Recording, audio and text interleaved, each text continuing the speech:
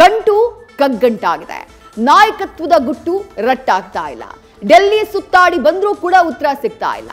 Delhi good news ಸಿಗ್ತಾ ಇಲ್ಲ. ಮಾತು ಅಪೂರ್ಣವಾಗಿದ್ದು ಹೈಕಮಾಂಡ್ ಇಕ್ಕಟ್ಟಿಗೆ ಸಿಕ್ಕಾಕೊಂಡಿದೆ.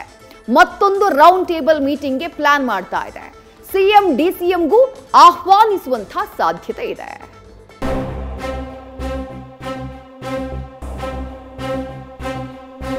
ಯಾವುದೇ ಜಗ್ಗಾಟ ಇಲ್ಲ, ಯಾವುದೇ ಗೊಂದಲ ಇಲ್ಲ.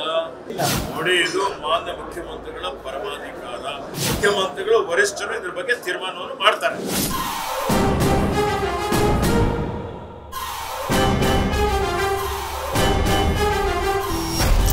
ಸಂಪುಟಕ್ಕೆ ಸರ್ಜರಿ ಮಾಡಿ ಟ್ರಿಮ್ ಮಾಡುವ ಆಸೆಯಲ್ಲಿದ್ದ ಸಿಎಂ ಕನಸು ಏನಾಯಿತೋ ಏನೋ. ಗೊಂದಲಗಳೇ ಗೂಡು ಕಟ್ಟಿದ್ರಿಂದ ಆಕಾಂಕ್ಷಿಗಳ ಹುಮ್ಮಸ್ಸು ಮಾತ್ರ ಕುಂದಿಲ್ಲ. ತಮ್ಮದೇ ಆದ ಲಿಂಕ್ಗಳ ಮೂಲಕ ಗೂಟದ ಕಾರಿನ ನಿರೀಕ್ಷೆ ಹೊಂದಿದ್ದಾರೆ.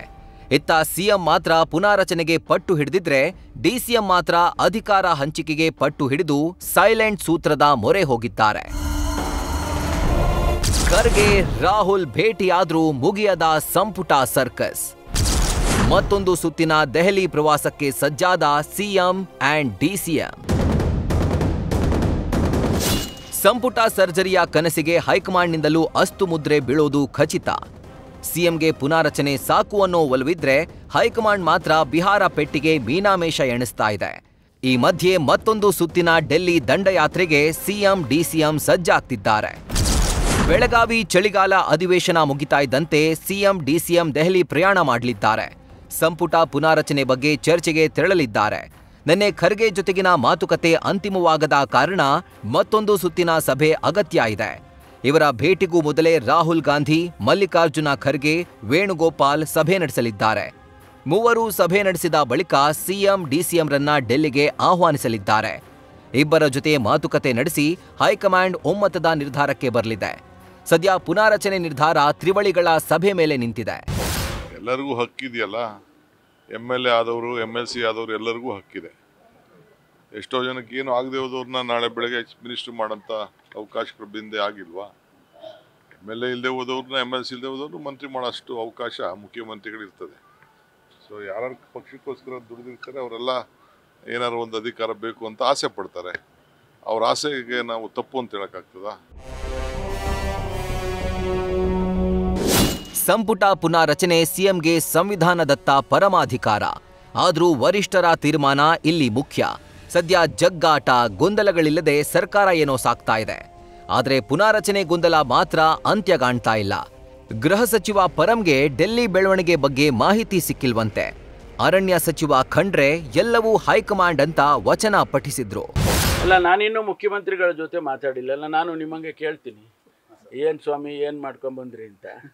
ಅದನ್ನು ಕೇಳಿ ತಿಳ್ಕೊಂಡು ಆಮೇಲೆ ನಿಮ್ಗೆ ಹೇಳ್ತೀನಿ. ಅವರು ಮೀಟ್ ಮಾಡಿದ್ದಾರೆ. ರಾಹುಲ್ ಗಾಂಧಿ ಅವ್ರನ್ನೂ ಭೇಟಿ ಮಾಡಿದರು ಕಳೆದ ಸರಿ. ಈ ಬಾರಿ ಖರ್ಗೆ ಸಾಹೇಬ್ರನ್ನ ಭೇಟಿ ಮಾಡಿದ್ದಾರೆ. ಅವ್ರ ಇಬ್ಬರ ಮಧ್ಯೆ ಏನು ಚರ್ಚೆ ಆಗಿದೆ ಅದನ್ನು ತಿಳ್ಕೊಬೇಕಲ್ಲ. ಯಾವುದೇ ಜಗ್ಗಾಟ ಇಲ್ಲ, ಯಾವುದೇ ಗೊಂದಲ ಇಲ್ಲ, ಯಾವುದೇ ಸಮಸ್ಯೆನೂ ಇಲ್ಲ. ನೋಡಿ, ಇದು ಮಾನ್ಯ ಮುಖ್ಯಮಂತ್ರಿಗಳ ಪರಮಾಧಿಕಾರ. ಮುಖ್ಯಮಂತ್ರಿಗಳು ವರಿಷ್ಠರು ಇದ್ರ ಬಗ್ಗೆ ತೀರ್ಮಾನವನ್ನು ಮಾಡ್ತಾರೆ.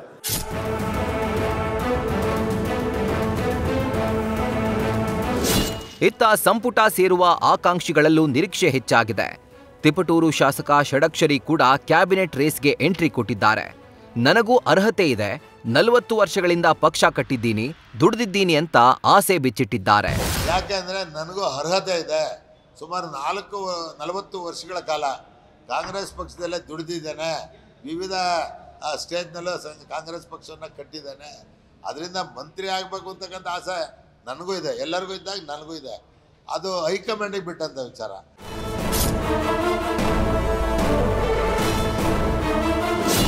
ಸರ್ಕಾರಕ್ಕೆ 2.5 ವರ್ಷ ತುಂಬಲು 2 ದಿನ ಬಾಕಿ ಇದೆ. ಆದರೆ ಸದ್ಯಕ್ಕಂತೂ ಸಂಪುಟ ಪುನಾರಚನೆ ಇಲ್ಲ ಅನ್ನೋ ವರ್ತಮಾನವಿದೆ. ಸಂಕ್ರಾಂತಿ ನಂತರ ಬಜೆಟ್, ಆ ಬಳಿಕವೇ ಸಂಪುಟದಲ್ಲಿ ಕ್ರಾಂತಿ ಮೊಳಗುವ ಎಲ್ಲ ಲಕ್ಷಣಗಳು ಕಾಣಿಸ್ತಾ ಇದೆ.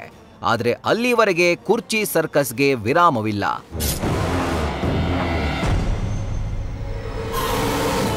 Harish Kakol, political bureau, news first. News first ನಿರ್ಭೀತಿಯಿಂದ ನಿಮ್ಮ ಪರವಾಗಿ.